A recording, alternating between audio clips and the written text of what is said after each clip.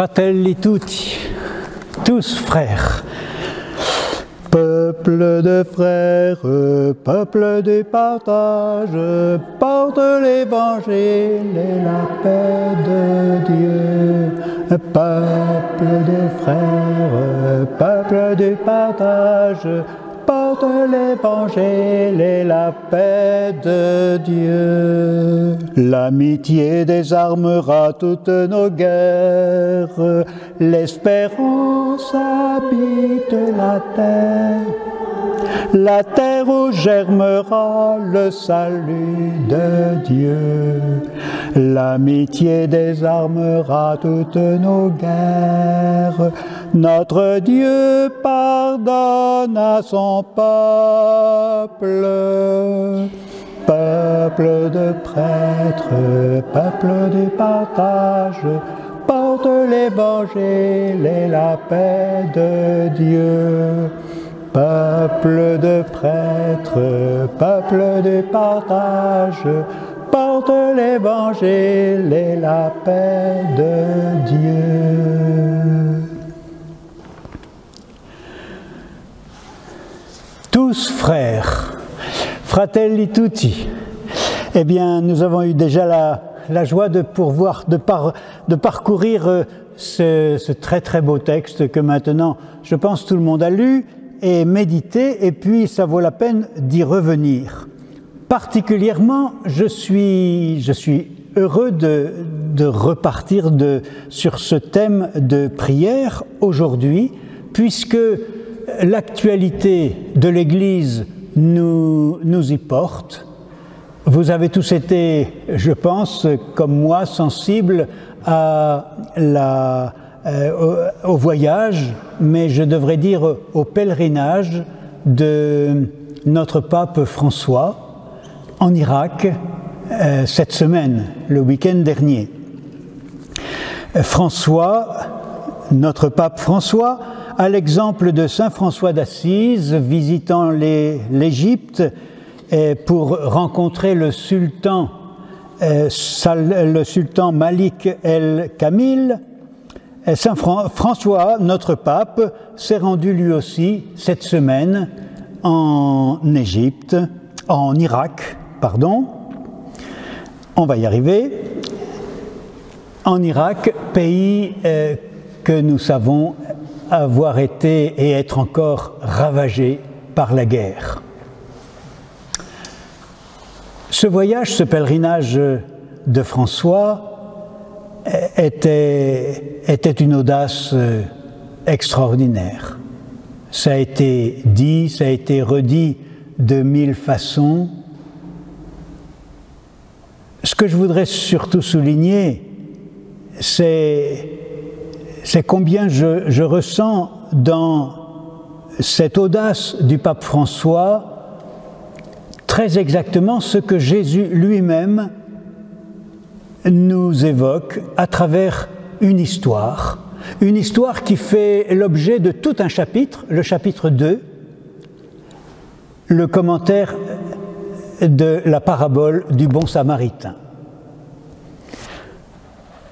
C'est l'histoire d'un homme qui descend de Jérusalem à Jéricho, qui est roué de coups par des brigands et laissé à demi-mort au bord du chemin. J'y vois très exactement la démarche de notre pape François, descendant sans cesse au plus près de l'humanité, au plus près de notre monde, et portant son regard, tandis que beaucoup d'autres n'y font pas attention, tandis que beaucoup d'autres passent outre, expression que nous avions déjà vue la fois dernière dans cette même encyclique, tandis que d'autres passent outre, François a à cœur vraiment de rejoindre ceux et celles qui sont le plus en danger dans ce que le pape François appelle sans cesse notre maison commune. Dans notre maison commune où par définition, si c'est notre maison commune, nous sommes tous frères, fratelli tutti. Mais certains le sont peut-être un peu plus que d'autres. Et toutes sortes de gens, toutes sortes de peuples, toutes sortes de cultures sont laissés sur le côté. Le pape François, nous nous rappelons aussi que sa toute première sortie du Vatican, quelques mois après son élection comme évêque de Rome, son premier voyage a été pour partir, où ça? Sur l'île de Lampedusa. Et le monde était resté stupéfait. Le pape François a recommencé l'aventure lorsque un jour il était parti sur l'île de, son nom m'échappe, près de la Turquie, pour y rejoindre également les migrants en difficulté, en détresse.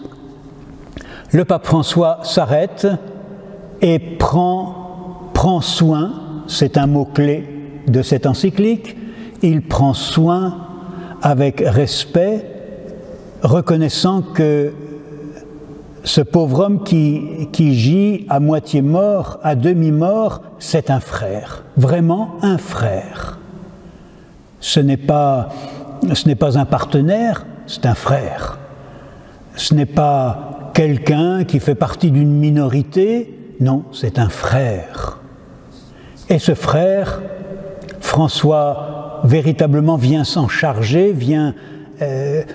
Le bon samaritain de la parabole vient se charger de cet homme, il le charge sur sa monture et il le mène jusqu'au lieu où il aura des chances d'être accueilli, soigné, sauvé. Eh bien aujourd'hui, cette semaine, nous sommes encore sous le choc et le pape François en a reparlé toute cette semaine. Si vous avez la chance de lire les interventions du pape à travers les sites comme Zénith, le pape François ne cesse de rappeler cette rencontre étonnante qu'il a eue cette semaine avec le grand ayatollah Ali al-Sistani.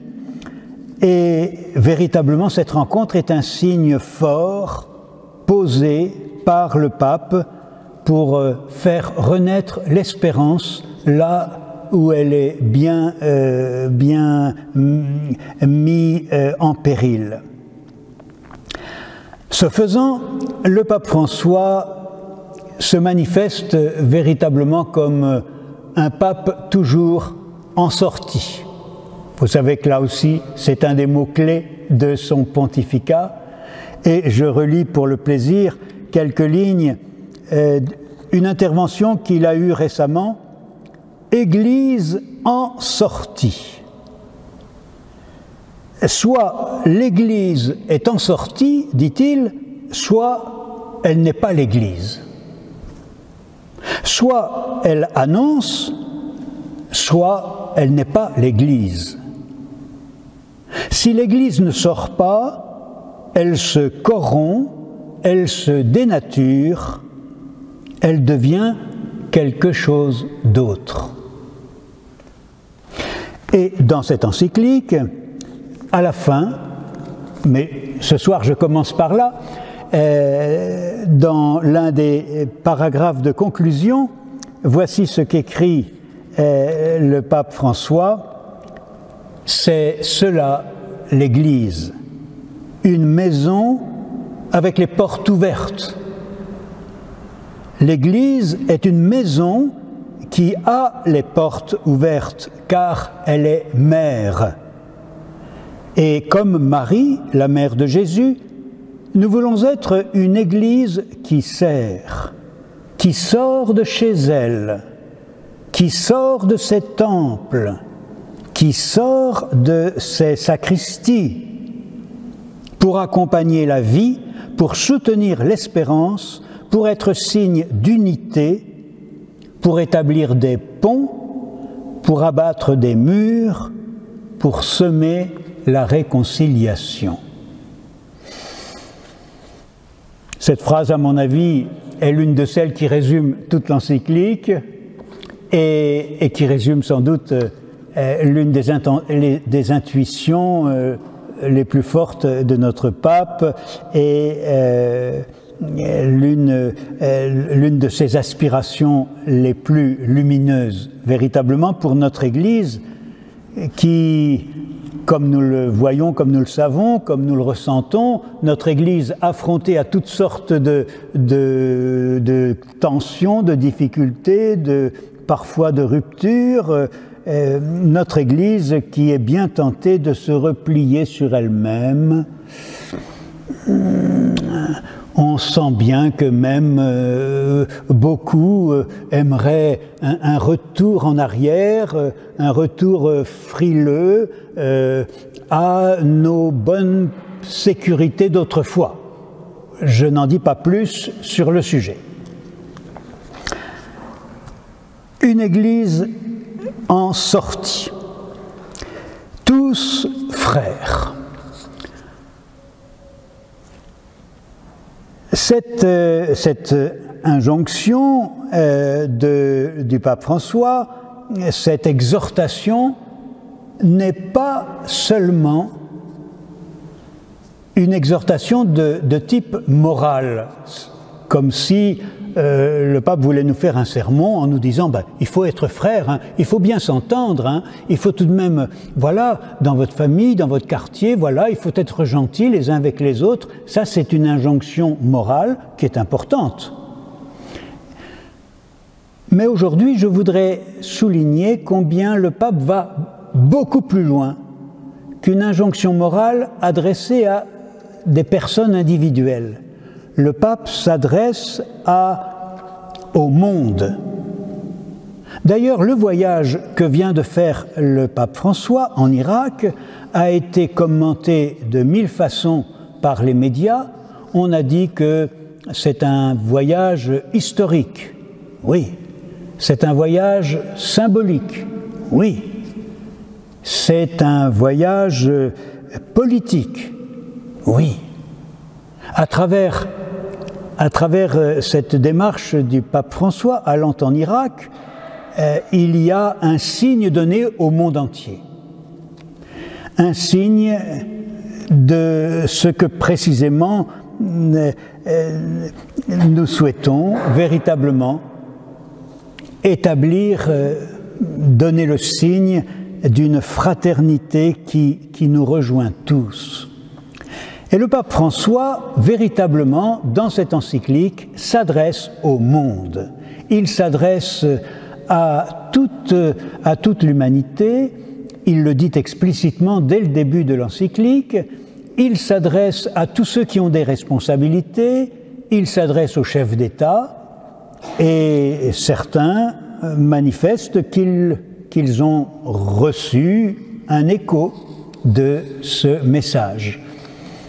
Dans un journal de ces jours-ci, peut-être hier, j'ai d'ailleurs vu que l'encyclique avait été traduite en russe par des musulmans, ce qui est très curieux. Voilà. Eh bien, souhaitons qu'il y ait beaucoup d'autres traductions pour tous les peuples, dans toutes les langues, dans toutes les cultures, rejoignant toutes les religions. Cette ouverture du pape François à la dimension politique a de quoi nous surprendre. On n'était pas habitué, honnêtement, et je pense que vous n'êtes d'ailleurs pas habitué à entendre ici votre curé dans ses prédications du dimanche évoquer une dimension politique. Reconnaissons. Nous avons bien souvent un langage, nous avons un type de parole qui est tout de même très, très intérieur à ce que nous vivons entre nous. Le pape François déborde et il demande, il propose, il souhaite que l'on, je cite, réhabilite la politique. Entendons cet appel. C'est tellement facile, à chaque instant, de se laisser aller à des jugements à l'emporte-pièce, les politiques, tous pourris, etc. Réhabilitons la politique, car la politique prise dans son meilleur aspect, dans la plus pure intuition, est un service de l'homme, c'est un service de l'humanité. Et là, je vous assure qu'il y a de quoi être surpris, surtout à partir des chapitres 5, 6, 7 jusqu'à 8. À la précédente conférence, j'avais évoqué surtout les premiers chapitres. Plus on va de l'avant dans cette encyclique, plus on découvre que le pape véritablement inaugure un vocabulaire auquel on n'était pas habitué. Il parle d'une politique généreuse. Il parle d'une meilleure politique au service du bien commun. On croit rêver. Oui, rêvons. Donc, une politique au service du bien commun. Parce que la politique est une vocation noble. Parce que la politique, nous souhaitons qu'elle soit, je cite, un chemin vers la fraternité universelle et la paix sociale. Et au fur et à mesure que l'on avance, on s'aperçoit que le pape François n'hésite pas à parler de la politique avec des termes qui sont des termes de l'Évangile et qui sont des termes qui correspondent, qui s'accommodent très très bien au message des béatitudes. François n'hésite pas de parler d'une charité politique. Vous aviez déjà entendu ça ? Il y a une manière de charité politique qui vise un amour social. Ce sont des citations. Nous recherchons, dit-il, un amour social pour progresser vers une civilisation de l'amour.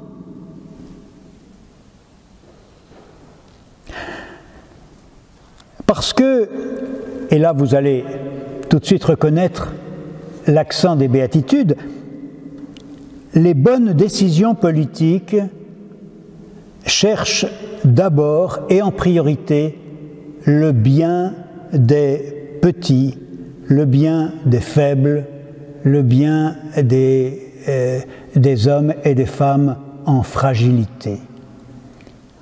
La bonne politique, c'est celle qui rejoint le peuple dans ses fragilités, dans sa petitesse.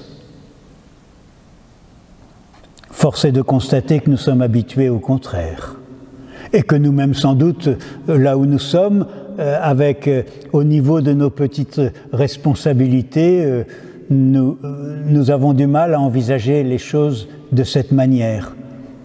On cherche plutôt ce qui est sûr, ce qui est fort, ce qui a une garantie de sécurité, de succès. Et puis, on essayera de tirer vers le haut ceux qui sont en bas. L'Évangile nous pousse à l'inverse. C'est en donnant toute son attention aux plus petits, aux plus faibles, aux plus fragiles, que l'on fait monter l'humanité vers la civilisation de l'amour. La charité politique, dit le pape, intègre et rassemble, au lieu d'exclure, comme bien souvent.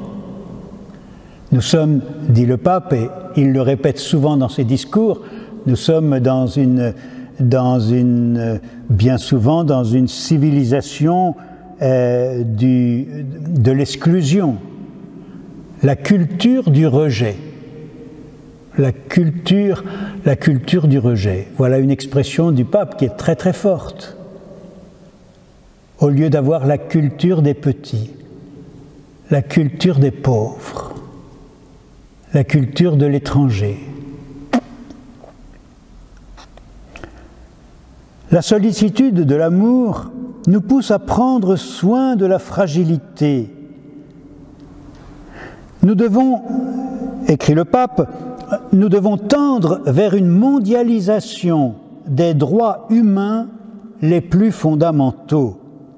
Et sur ce principe, le pape François dénonce tout ce qui va à l'encontre de la paix entre tous les peuples, entre les nations, entre les cultures, entre les religions.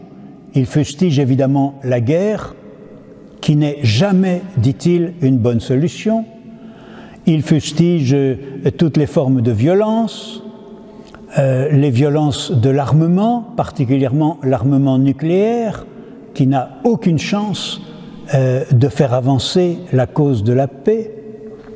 Il fustige toutes les formes d'esclavage, toutes les formes de non-respect de la dignité de l'être humain, une dignité qu'il ne cesse de répéter comme une dignité infinie, une dignité inviolable, une dignité transcendante. Les mots sont très forts, le pape le répète sans cesse, pardonnez-moi si je répète moi aussi, mais moi ça me fait du bien. Une fraternité sans limite, sans condition, sans mesure, sans réserve. Ce n'est pas, très belle phrase aussi que j'ai piochée dans ce très beau texte, ce n'est pas perdre son temps que d'aimer le plus petit des hommes comme un frère, comme s'il était seul au monde. Ou encore, numéro 194, là quand même, vraiment, on est stupéfait, je l'ai relu plusieurs fois pour ne pas me tromper, mais en politique, dit le pape, il est possible d'aimer avec tendresse.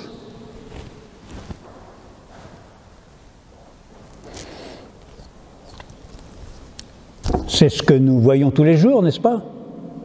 Je vous remercie. En politique, il est possible d'aimer avec tendresse. Il s'agit pour chacun de nous d'avoir un cœur ouvert au monde. Cette attention à la personne ou au peuple, aux plus pauvres, aux plus faibles, aux migrants, consiste à accueillir, promouvoir, intégrer. Accueillir, promouvoir, intégrer. Tout homme comme un frère, tout homme comme une sœur.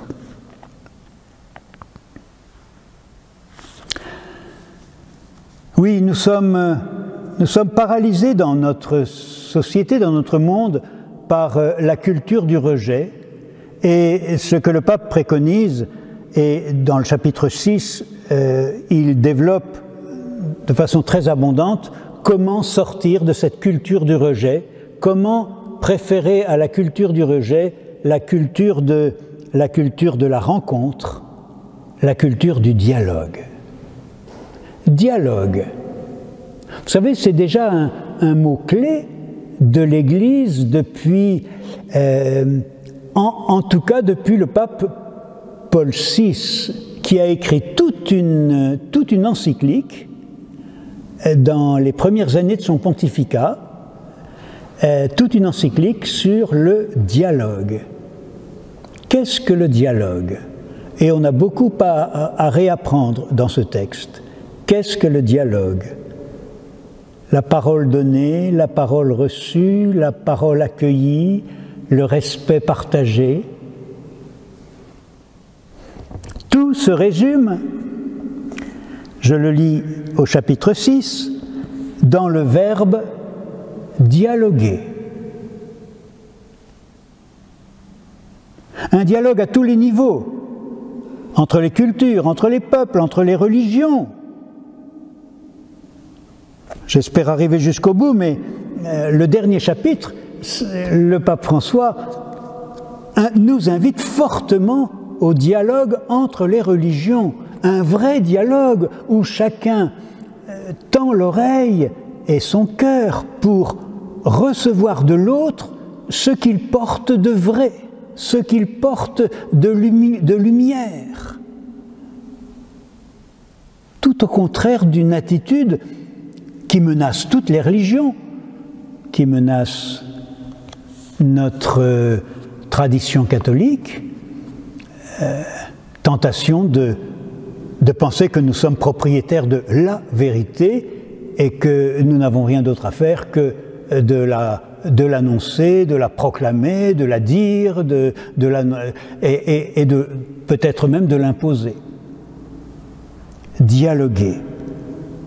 Un vrai dialogue qui suppose respect de l'autre, écoute, attitude d'accueil. Un dialogue qui permet de mieux atteindre la vérité, ou au moins de mieux l'exprimer. Le pape François remarque que dans notre monde, les moyens de communication, les moyens de relation entre les hommes se multiplient, se diversifient, se complexifient sans cesse. Ce qui se passe à l'autre bout du monde nous devient absolument contemporain, les réseaux sociaux et tout y consort, d'accord? Mais, demande le pape, est-ce que tout cela favorise vraiment le dialogue? Ou est-ce que ces moyens de communication deviennent, au contraire, bien souvent, une nouvelle manière de s'imposer et de dominer?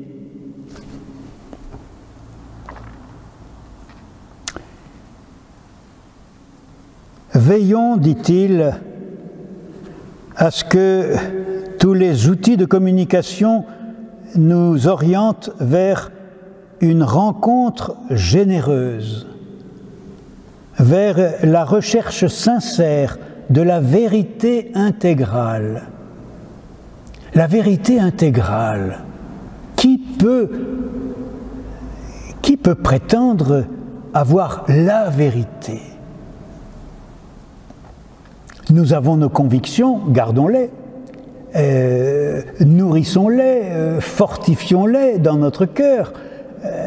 La foi, c'est pas une croyance, voilà, oui, une petite croyance, enfin. Non, non.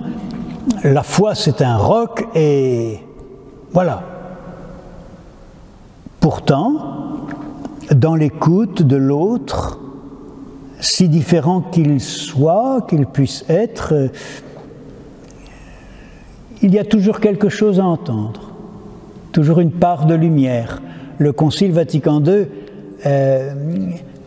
parlait d'une lumière de sagesse cachée en tout homme, en toute culture.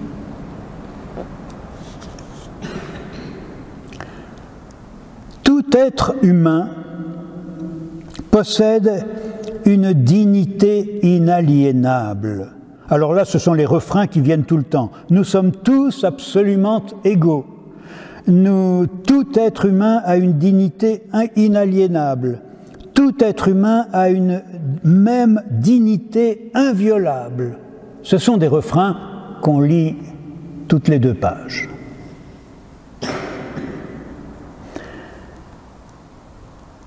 Le pape François est très, très attentif à ce que cette recherche de communion, de rencontre, ne vise pas à l'uniformité, il ne s'agit pas d'être d'une vérité monolithique et une seule façon de penser, une seule façon d'être.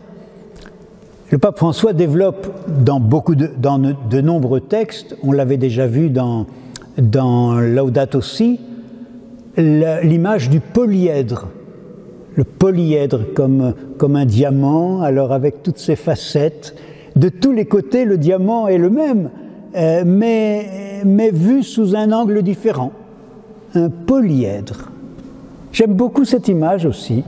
Et dans une communauté, et dans une nation, dans une religion, un polyèdre. Il y a 1000 façons de suivre le Christ. François d'Assise, Thérèse d'Avila, Thérèse de l'Enfant Jésus, ce sont des chemins différents, polyèdres, mais tous se rejoignent dans l'essentiel. Le pape évoque cette culture de la rencontre,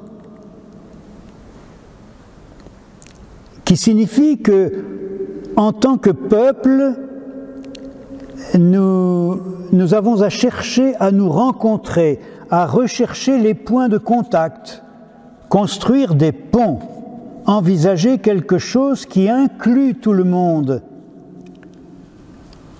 Et cela, dit-il, est véritablement passionnant. Et c'est vrai. Quiconque a mis un peu, et nous en sommes tous, je pense, quiconque a mis un peu la main à la pâte dans une recherche de rassemblement des plus petits, des plus pauvres, des personnes en marginalisation, des malades, des détenus, des gens du voyage, que sais-je. Nous savons que très vite nous prenons de passion pour ce travail de rapprochement, de réconciliation, de fraternité. Cette culture de la rencontre, elle n'est pas immédiate, elle n'est pas forcément spontanée et elle n'est pas simple. C'est un vrai travail, dit le pape. C'est un vrai travail. J'y retrouve la deuxième béatitude, heureux les artisans de paix. Les artisans, ça se travaille. La paix, on la bâtit, on la construit. C'est bon d'avoir une stratégie, une méthode. Toutes les cultures sont conviées à ce dialogue, et d'abord la culture des pauvres. Ce qui va, et là encore je me répète, mais je me répète comme le pape, hein, tant pis, tout ceci va à l'encontre de ce que nous connaissons trop bien, parce que ça nous touche chacun, c'est la tentation de l'individualisme, avec tout son cortège de peur. Chacun s'isole chez soi, chacun, bien souvent en Charente, il faut dire, derrière de grands murs. Quand on a habité dans d'autres régions, on s'en étonne, je vous assure. Alors, quelquefois c'est très beau, des beaux murs, mais quelquefois c'est un peu fermé quand même. Des grands murs, et puis même parfois les vignes entourées de grands murs, oui. Le pape nous invite à dépasser les peurs, à dépasser les murs, à dépasser tout ce qui fait obstacle à la confiance, tout ce qui fait obstacle, dit-il, à la bienveillance. Alors là, c'est un nouveau mot-clé que je vous livre et qui fait l'objet de toute une partie de ce chapitre 6 ou 7, je ne sais plus, 6, la bienveillance. Je vous lis un passage très très beau et très simple à mettre en pratique. La bienveillance, c'est une manière de traiter les autres qui se manifeste sous diverses formes, telles que la bienveillance dans le comportement, l'attention pour ne pas blesser par des paroles ou des gestes, l'effort d'alléger le poids aux autres. Cela implique qu'on dise des mots d'encouragement qui réconfortent, qui fortifient, qui consolent, qui stimulent, au lieu de paroles qui humilient, qui attristent et qui irritent, qui dénigrent.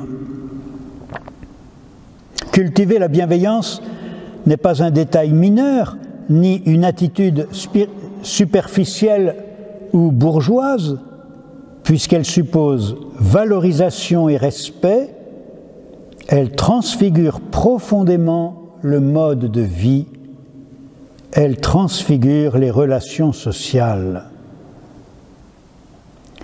Et tout ce chapitre, le pape le résume en 3 mots. Il aime beaucoup résumer, ça revient souvent, 3 mots.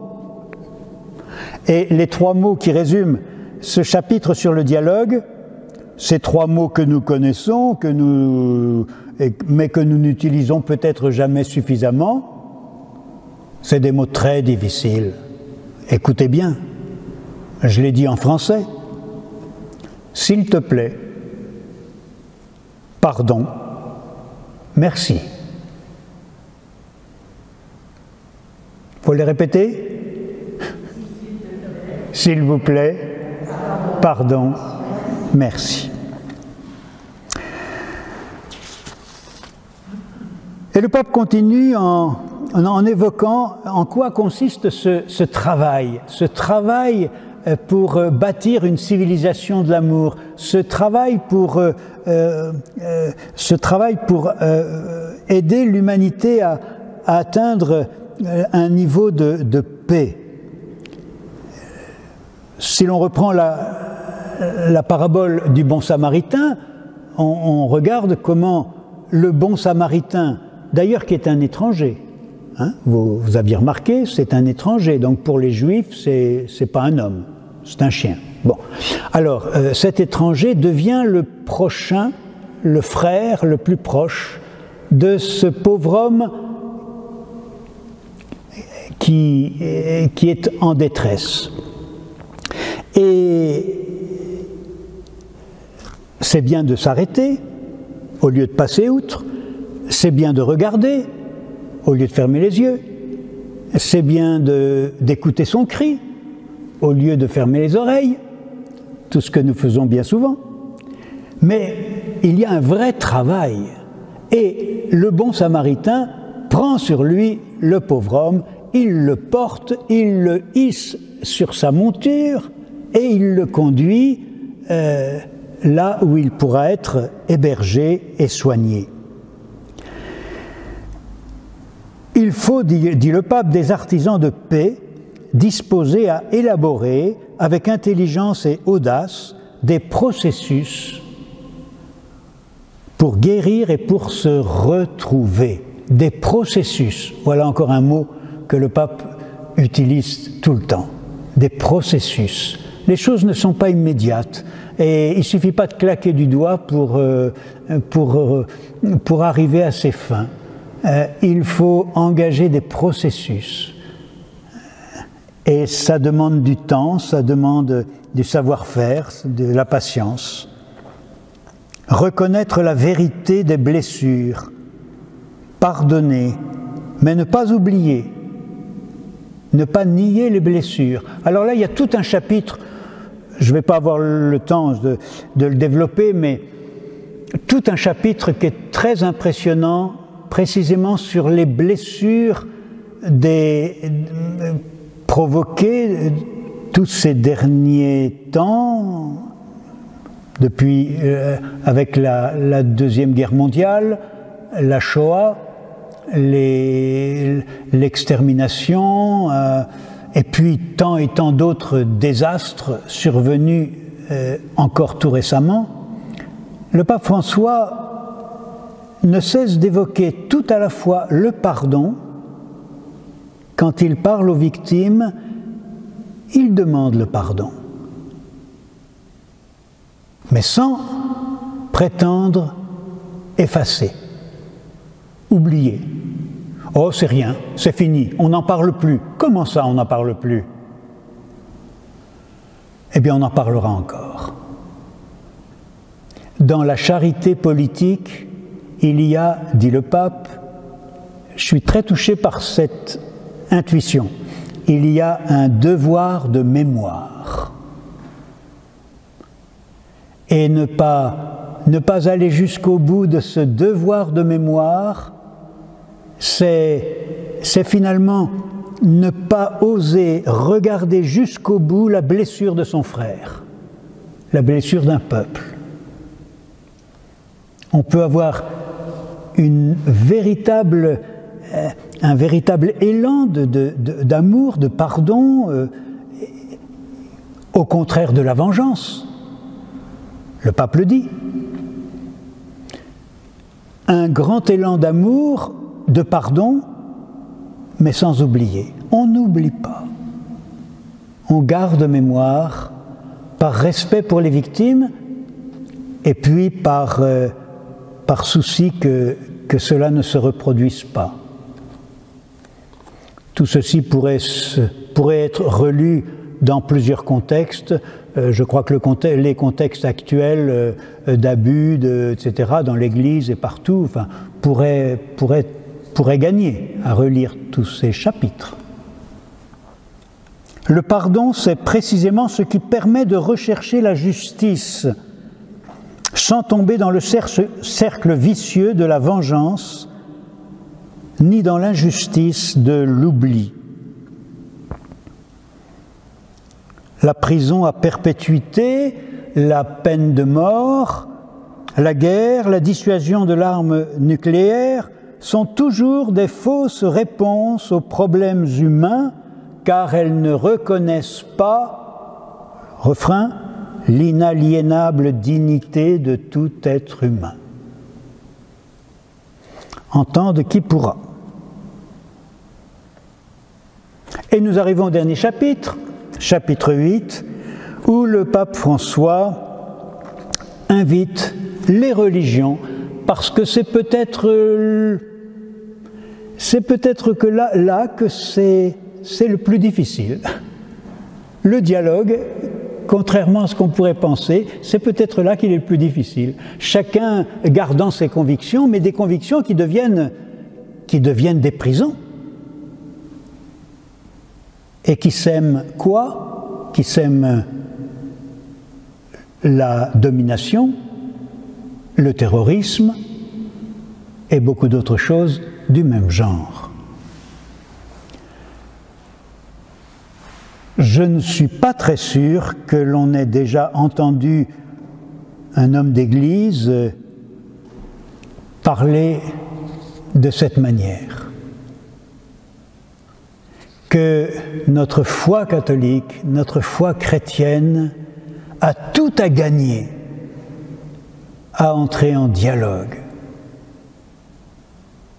Et c'est pour cela que le pape François commence par évoquer ces rencontres qu'il a eues et qu'il a eues encore cette semaine avec les uns et les autres, avec le grand ayatollah Ali al-Sistani, à l'exemple de saint François d'Assise qui était allé voir le sultan Malik el-Kamil.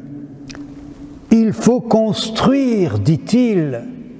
Il l'avait déjà dit 50 fois, mais il le redit au dernier chapitre. Il faut construire la fraternité en reconnaissant que, au-delà de toutes nos différences, y compris religieuses, nous avons tous un Père commun.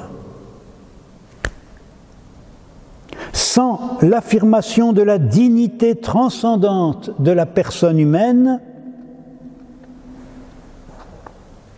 nous ne pouvons pas avancer vers cette fraternité universelle à laquelle aspirait tant François d'Assise, frère universel.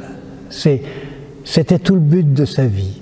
Frère universel avec tous les êtres humains, Et puis frère universel aussi, avec frère soleil, avec frère arbre, avec les frères les animaux, avec sœur la mort. Pour nous, chrétiens, il y a dans l'Évangile comme une espèce de musique qui revient sans cesse. La musique de l'Évangile qui nous pousse à lutter pour cette dignité humaine. Et c'est une priorité, c'est d'ailleurs, de toute façon, c'est la seule priorité puisque c'est la, majuscule, c'est la priorité de Dieu. Notre Dieu créateur n'a qu'un seul but, mais absolument qu'un seul, c'est l'homme. L'homme dans sa grandeur, l'homme dans sa beauté, l'homme dans sa dignité, l'homme dans sa transcendance, l'homme dans sa liberté. Et tout cela avec des majuscules. Dieu n'en finit pas de manifester que pour lui, l'homme est sacré. Rien n'est plus important que l'homme. Nous appelons pour tous et entre tous la liberté religieuse pour faire grandir la joie d'être frères. L'Église est en mission au service de l'humanité. L'Église est en mission au service de la paix. La religion est faite pour l'homme et non pas l'homme pour la religion. La religion est faite pour l'homme, tout homme, et non pas l'homme pour la religion.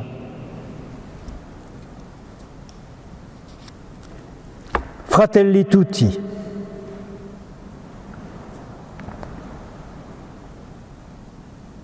On se le dit ensemble? Notre Père, qui es aux cieux, que ton nom soit sanctifié, que ton règne vienne, que ta volonté soit faite, sur la terre comme au ciel. Donne-nous aujourd'hui notre pain de ce jour.